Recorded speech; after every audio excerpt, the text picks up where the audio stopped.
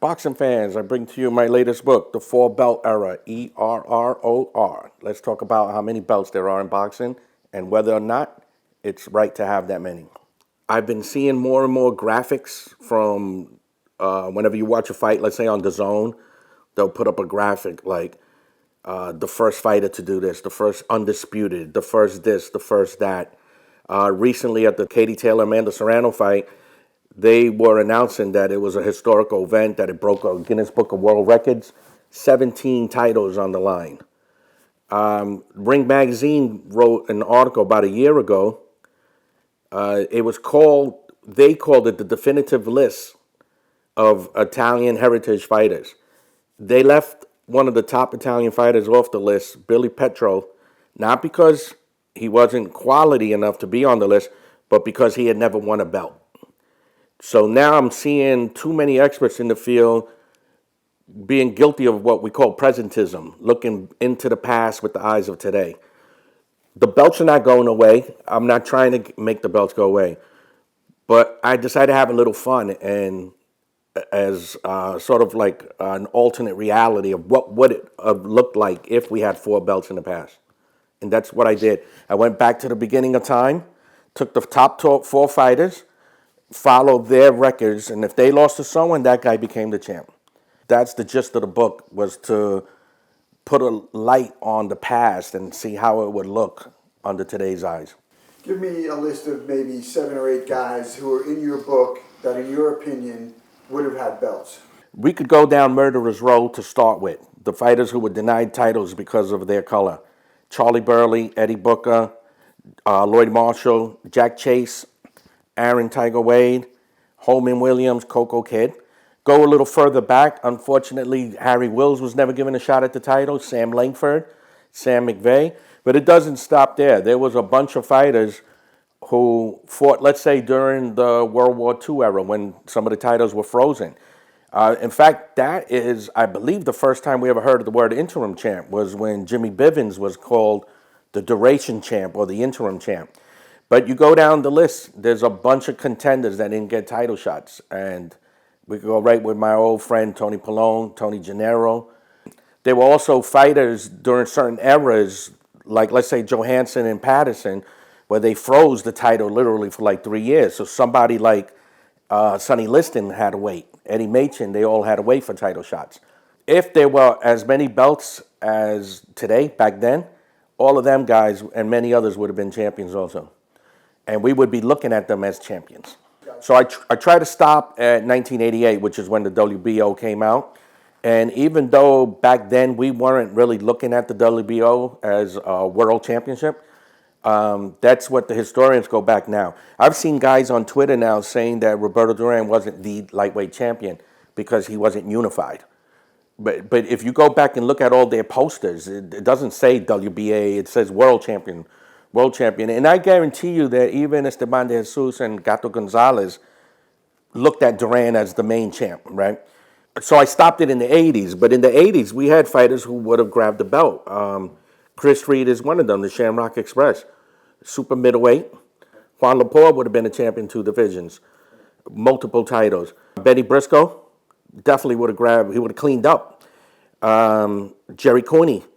Jerry Cooney would have been champ as far back as his fight with Dino Dennis. And just think about what that would have done. Now the Larry Holmes fight would have been a unification match, undisputed unification match. So the world would have changed if we go back in time and use today's definitions.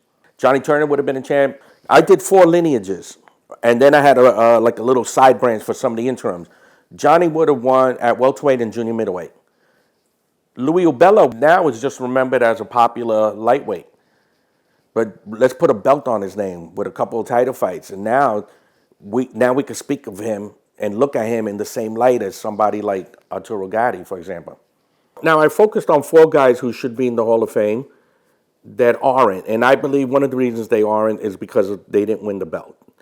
And I've actually heard electors, people who have Hall of Fame ballots, say things like, if he deserved it, he would have got in already. Now, there's a lot of limitations, right? There's only a certain amount that could go in every year, but I believe that the younger voters are looking at fighters from the past and or recognizing the fact that they didn't win a belt as making them inferior. And if you read the bios on the International Boxing Hall of Fame, if you look at a bio from someone in the 1930s, it talks about their accomplishments and the fighters they fought. If you read a bio from anyone that got in after 2000, it just says 1 ABC, EFG, F, LMNOP, defended XYZ 10 times. So it clearly has become one of the factors that International Hall of Fame voters are looking at is the number of belts. But that puts fighters from the past at a disadvantage because they didn't have those belts. And I don't care what you say about New York State Athletic Commission and the NBA. Yeah, there was a 2 or 3 at one time. Michigan, California sometimes recognize world champs in Europe.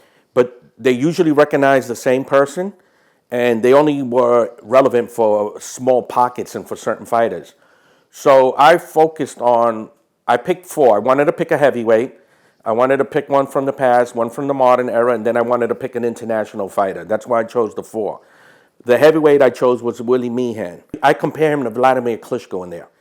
Klitschko has all the decorations you could possibly win, but he never beat a Hall of Famer.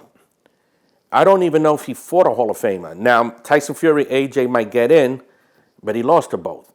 So Vitaly and Vladimir are the only 2 heavyweights in the Hall of Fame who never beat a fellow Hall of Famer.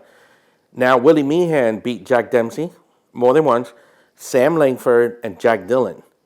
And if we had belts back then, he'd have won about 5 between cruiserweight and heavyweight. So think about someone that beat Jack Dempsey. Take away his name. Forget that it's Willie Meehan.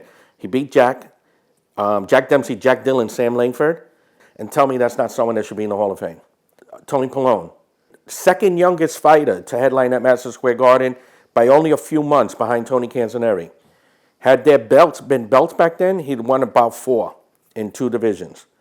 Would have been a champ as young as 18. So now we're putting him on the same Benitez, Pepino Cuevas level.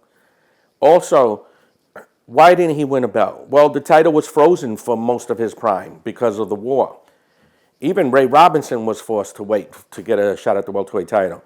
So Pellone, look at him now. Think about it. 2-division champ, 3 wins over Hall of Famers, and tell me that that's not something that sounds like a Hall of Famer now. He has 3 wins over Hall of Famers, 2 over Billy Graham, 1 over Bob Montgomery. That's more wins than somebody like Arturo Gatti has. We all love Arturo Gatti, but did Gatti ever defeat a Hall of Famer?